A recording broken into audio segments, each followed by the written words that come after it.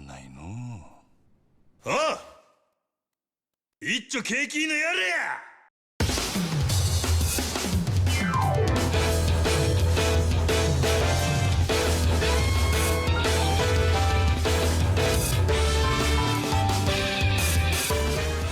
A while ago, I saw this post on Twitter.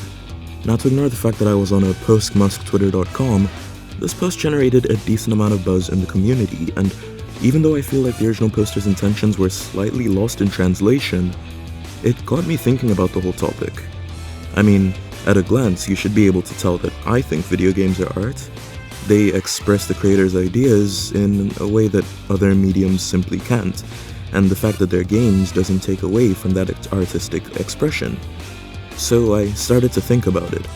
How would you explain that gameplay is art to someone who just doesn't understand it or agree? And after a while, a certain weird and wonderful game series came to mind. Now, for full transparency, I've only played the games shown on screen to completion, and I'm currently making my way through Yakuza 3. In any case, the Yakuza series was created by Toshihiro Nagoshi, and in a time when he felt lots of games were trying to appeal to Western audiences, he decided to look within and aim for adult Japanese men. So, in a year dominated by sports, Star Wars, and brain training, Yakuza released for the PS2 and began a saga that I doubt even Nagoshi predicted. So, if you've never played Yakuza, you may only know it for this song, or this clip, or even simply being the series that seems to be about nothing and everything at the same time. But, at its heart, the Yakuza series, at least in terms of gameplay, is meant to reflect the Japanese nightlife, which makes sense, because the average Japanese salaryman, which Nagoshi was aiming for, are the kinds of people who'd spend a lot of time participating in the nightlife culture. So, how exactly did Nagoshi try to give this series a nightlife setting? Well, by doing the most obvious thing possible, and filling it to the brim with activities you do in a city like Tokyo. As early as the first Yakuza game on PS2, there was already a casino, claw machines, a batting cage, and patchy slot, and as the series grew and evolved, more and more aspects of Japanese nightlife emerged in the series' gameplay. From the now famous karaoke to the beloved hostess clubs, more and more minigames emerged in each entry of the series, and you'll notice that a lot of the minigames are just dramatized versions of things that exist in real life. And I think this idea is the core of what Yakuza truly is, a highly dramatic version of our reality. I mean, look at the series' main setting, the red light district of Kamurocho. It's literally just the in-universe version of Tokyo's real-life kabukicho. And all the series settings are like this. Sotenbori, Ryoko, and even Isazaki Jincho are all based on locations in real-world Japan. Only as recently as Yakuza 6 has the series started using real names like Honolulu and Onomichi. Down to where the games take place, they are fundamentally based in reality, but detached enough from it to the point where players don't get whiplash when crazy things like this happen. Speaking of which, sub-stories are a central part of the experience. Now, for the most part, they are completely unrelated to the game's greater story and pretty short and sweet, but they serve as a middle ground between minigames and the main story.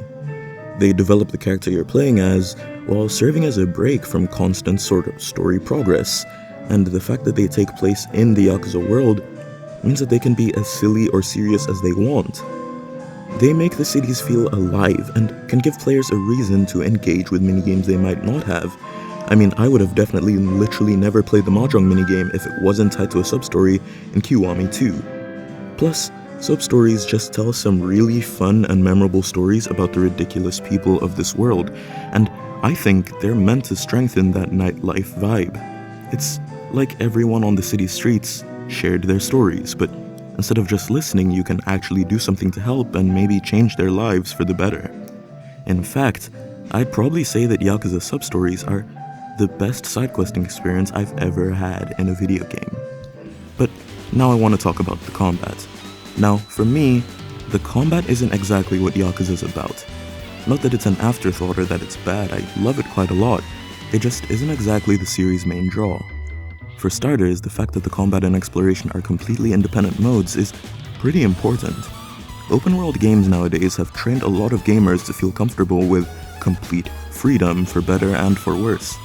On one hand, it's pretty freeing to be able to steal a car and go on a joyride in GTA, but on the other, there's a slight bit of a disconnect when you go from stealing and running around in GTA to playing the main story and meant to sympathize with these characters.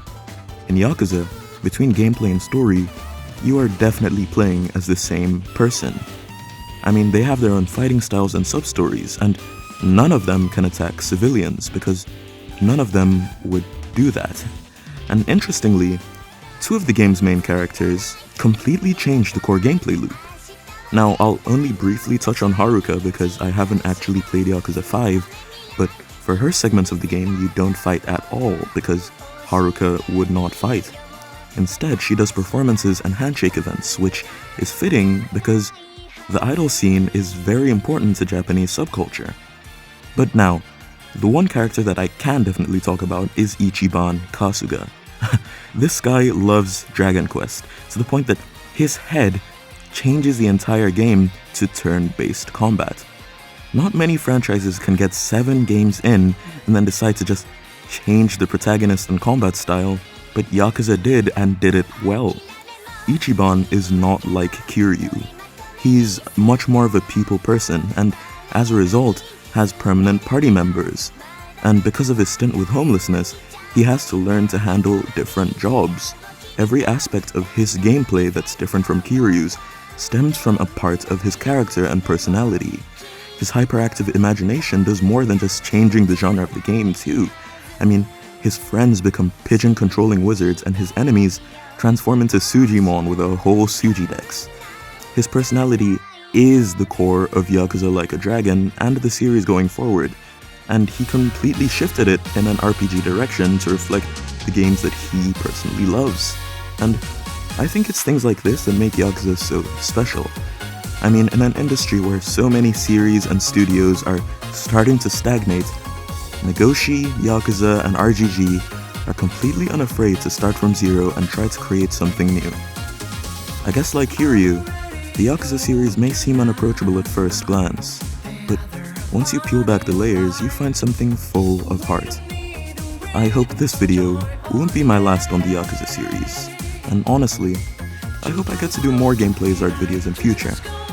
Thanks so much for watching, and I'd really appreciate a subscription.